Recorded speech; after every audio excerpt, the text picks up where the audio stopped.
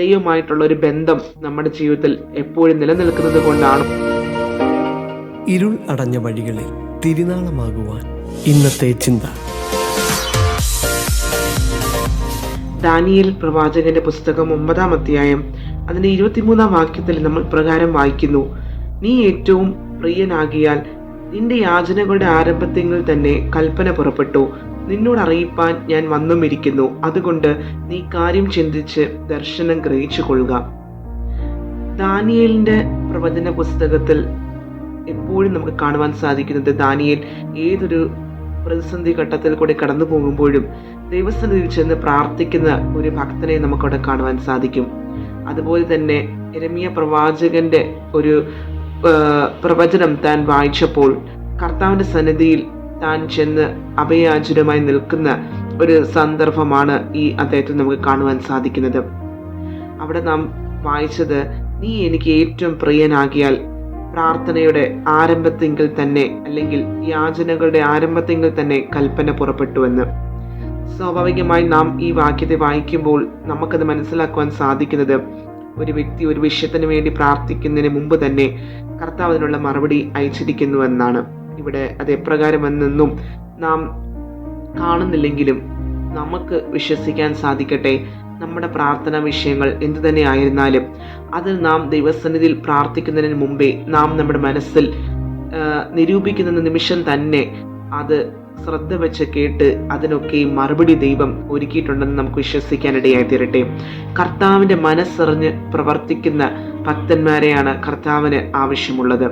അപ്രകാരം കർത്താവിന്റെ മനസ്സറിഞ്ഞ് പ്രവർത്തിക്കാൻ നാം തയ്യാറാണെങ്കിൽ, നമ്മുടെ പ്രാർത്ഥന വിഷയവുമായി നാം ദൈവസന്നിധിയിൽ ചെല്ലുമ്പോൾ കർത്താവിൽ നിന്ന് നല്ല സാക്ഷ്യം നമുക്കും പ്രാപിക്കാൻ സാധിക്കും. നീ എനിക്ക് ഏറ്റവും പ്രിയനാകിയാൽ നിന്റെ കൽപ്പനയുടെ അല്ലെങ്കിൽ നിന്റെ യാചനകളുടെ ആരംഭത്തെങ്കിൽ തന്നെ നിനക്ക് മറുപടി ലഭിച്ചിരിക്കുന്ന ആ ഒരു ശബ്ദം നമുക്കും കേൾക്കുവാൻ സാധിക്കും. ഒരു വിഷയം നമ്മുടെ എല്ലാ പ്രാർത്ഥന വിഷയങ്ങളുടെ മധ്യത്തിലും കർത്താവ് നമുക്ക് എല്ലാത്തിനും മറുപടി തന്നെന്ന് വരികയില്ല. ചിലത് കർത്താവ് എന്ന് പറഞ്ഞാൽ ചിലത് നമ്മളോട് വേണ്ട എന്നായിരിക്കും പറയുന്നത്, ചിലത് നമ്മോട് കാത്തിരിക്കാനായിരിക്കും പറയുന്നത്. അത് എന്ത് തന്നെയാണെങ്കിലും തിന്മയ്ക്കായി നമ്മുടെ ജീവിതത്തിൽ ഒന്നും ഭവിക്കയില്ല എന്ന് വിശ്വസിച്ചുകൊണ്ട് ദൈവഹിതം പ്രകാരമാണ് കർത്താവ് നമ്മളെ നടത്തുന്നതെന്ന് ഉറച്ചു വിശ്വസിക്കാൻ സാധിക്കട്ടെ. ഇവിടെ കർത്താവ് ദാനിയേലിനെ ഗബ്രിയേൽ എന്ന ദൂതനെ അയച്ചാണ് ഈ കാര്യങ്ങളൊക്കെയും ബോധ്യപ്പെടുത്തുന്നത്.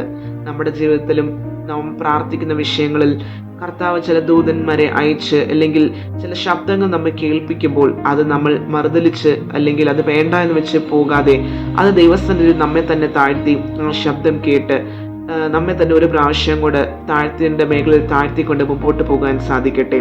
ദാനിയേലിന്റെ ക്വാളിറ്റി എന്ന് പറയുന്നത്, അവൻ എപ്പോൾ ദൈവസന്നിധിയിൽ പ്രാർത്ഥനയുമായിട്ട് കടന്നു വന്നാലും ദൈവത്തെ സ്തുതിക്കുന്നതായിട്ട് കാണുവാൻ സാധിക്കും. രണ്ടാമത്, തന്റെ പാപവും തന്റെ ജനത്തിന്റെ പാപവും ഒക്കെയും ഏറ്റുപറഞ്ഞ് ഉപേക്ഷിക്കുന്നതായിട്ട് കാണുവാൻ സാധിക്കും. മൂന്നാമതാണ്, തന്റെ പ്രാർത്ഥനയുടെ വിഷയമായി ദൈവസന്നിധിയിലേക്ക് അവൻ കാര്യം ബോധ്യപ്പെടുത്തുന്നതായിട്ട് നമുക്ക് കാണുവാൻ സാധിക്കും. അതുപോലെ നാം ദൈവസന്നിധിയിൽ പ്രാർത്ഥനയുമായിട്ട് ചെല്ലുമ്പോൾ നമ്മുടെ പ്രാർത്ഥന എപ്രകാരമാണ്? പലപ്പോഴും കാര്യസാധ്യത്തിന് വേണ്ടിയാണോ നാം ദൈവസന്നിധിയിൽ പ്രാർത്ഥിക്കുന്നത്, അതോ ദൈവമായിട്ടുള്ള ഒരു ബന്ധം നമ്മുടെ ജീവിതത്തിൽ എപ്പോഴും നിലനിൽക്കുന്നത് കൊണ്ടാണോ നാം പ്രാർത്ഥിക്കുന്നത്? നമ്മെ തന്നെ ശോധന ചെയ്യാനിടയായി തീരട്ടെ. പ്രാർത്ഥനക്കാരൻ മരിച്ചാലും ആ പ്രാർത്ഥന എന്നും നിലനിൽക്കുന്നതെന്ന് വിശ്വസിക്കാനിടയായി തീരട്ടെ. അതുകൊണ്ട് ഈ ഒരു സന്ദർഭത്തിൽ എനിക്ക് പറയാനുള്ളത്, നമ്മുടെ പ്രാർത്ഥന വിഷയം എന്ത് തന്നെയാണെങ്കിലും നമുക്ക് ഉറച്ചു വിശ്വസിക്കാനിടയായി തീരട്ടെ. ദൈവം അതിനുള്ള മറുപടി നമുക്ക് അയക്കുമെന്ന്. ഒരു പക്ഷേ അത് ഇപ്പോൾ നമുക്ക് ലഭിച്ചില്ലെങ്കിലും കർത്താവ് നിശ്ചയിച്ചിരിക്കുന്ന ആ സമയത്ത് നമ്മുടെ കരങ്ങളിൽ ലഭിക്കുവാൻ ഇടയായിത്തീരും. അതുവരെ പിറുപിറുക്കാതെ ക്ഷമയോടെ കാത്തിരുന്ന് അത് പ്രാപിക്കാൻ നമുക്ക് ദൈവം അവസരങ്ങളെ ഒരുക്കട്ടെ. വാഗ്ദത്തം ചെയ്തവൻ വിശ്വസ്തനാണ്. ആ വിശ്വസ്തനായ ദൈവത്തെങ്കിൽ വിശ്വസ്തയോടെ നിൽക്കുന്നുവെങ്കിൽ ആ കർത്താവ് നമ്മുടെ ജീവിതത്തിലും വിശ്വസ്തമായ കാര്യങ്ങൾ പ്രവർത്തിക്കാൻ അവൻ ശക്തനാണ്.